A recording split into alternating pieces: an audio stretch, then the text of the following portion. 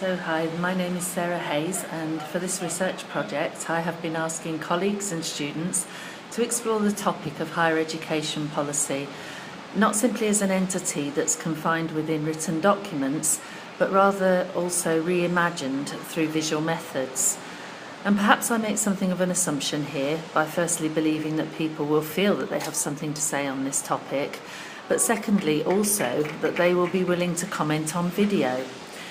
I want people to create their videos in their own context, and I don't want to influence how they actually present their ideas.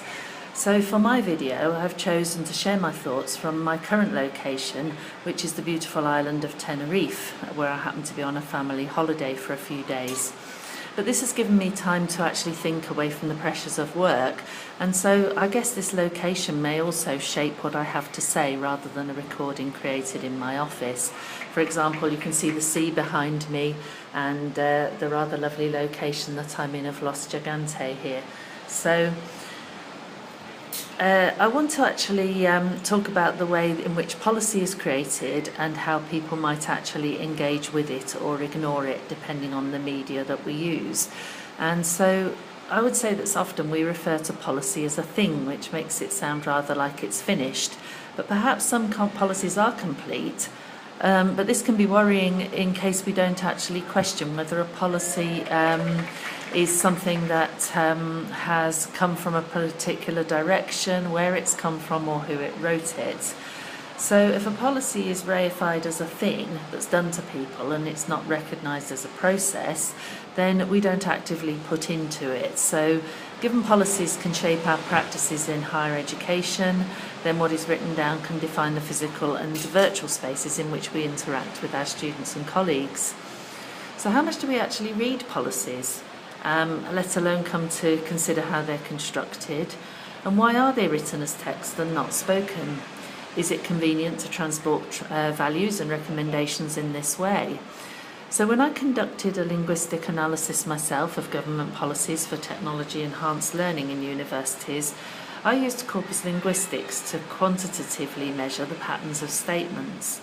And then I looked at grammatical meanings through a critical discourse analysis technique called transitivity analysis, which people can read about through Michael Halliday or Norman Fairclough or Jane Mulderig if they want to know more about those techniques. But what I noticed was a continual repetition in amongst these 2.2 million words of policy text that I examined, written between the years of 1997 and 2012 in UK higher education policy.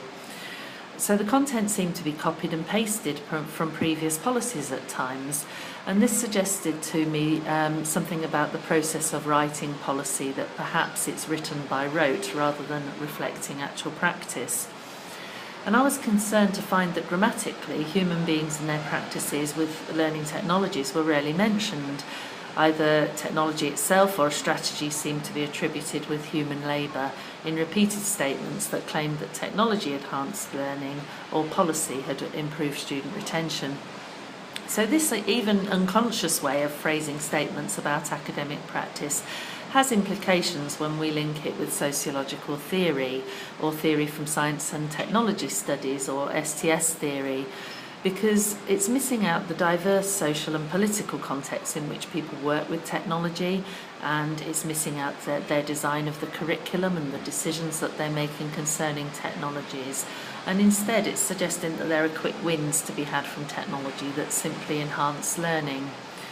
So technology and humans are actually mutually shaping of each other, and yet the academic labour of students and staff in and around technology becomes far less visible in these policies, as an emphasis is placed on what technology rather than the people are doing.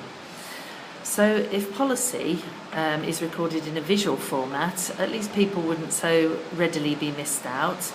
They'd be visible and would be heard. But would their account of policy values be any more authentic in a visual method? And would this help us to consider the context and background a little bit more? Would it invite more input into policy?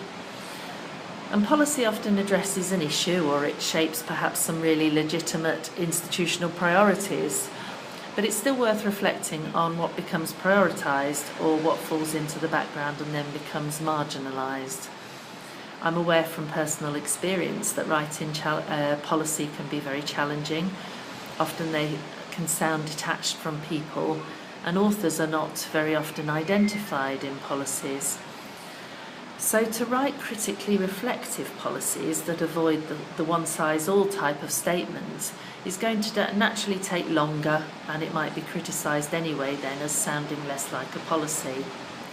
But that of course begs the question of what does a policy sound like, and we don't often hear the words spoken anyway, but if we did, perhaps would we reconsider how we write?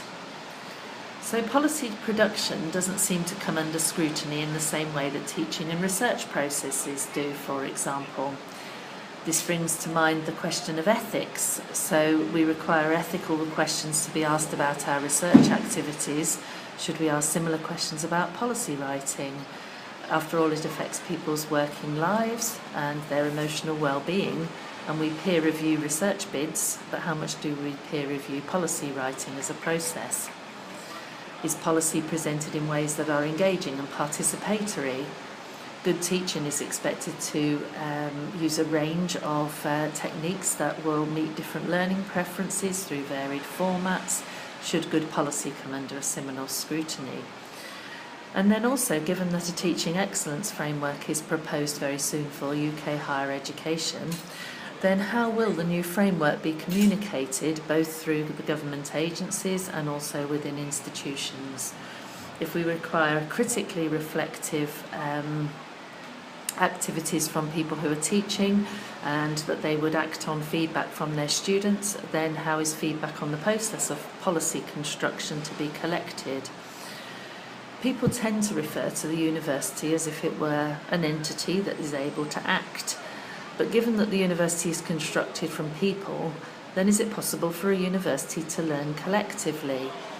Would this be a critically reflective community of practice where processes such as policy making are then not fixed or closed, but seeking to engage people in them as an ongoing practice? And if indeed policy making is treated as a social process, but it still escapes close examination concerning the format in which it is constructed and revised, with text being the predominant vehicle of communication, then if we try to consider what digital media offers and other formats, would this enable wider participation in policy creation? So on that note, I would like to thank the people who have contributed their ideas on video so far, and I would very much like to hear from any others who are willing to share their thoughts.